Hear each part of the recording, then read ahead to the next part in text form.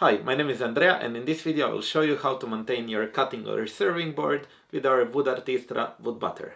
This product is 100% food safe and it's made of mineral oil and locally harvested beeswax. You will need a can of WoodArt Istra wood butter, your board, and a piece of paper towel or a piece of clean cloth. All t-shirts or cotton sheets are excellent choices. Before use, the board must be dry and clean.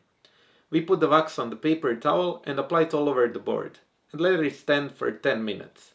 After the 10 minutes, it is necessary to remove the excess wax with clean paper or cloth. After that, the board should feel dry to the touch and it shouldn't be sticky. And now your board looks again like new. It will have some scars and bruises, but this is normal in use, but it will look very nice and very silky to the touch again. We hope you to continue using it for many years, and thank you so much once again for purchasing our WoodArt Istra wooden cutting boards and serving boards. Thanks again, and greetings from Croatia. Bye!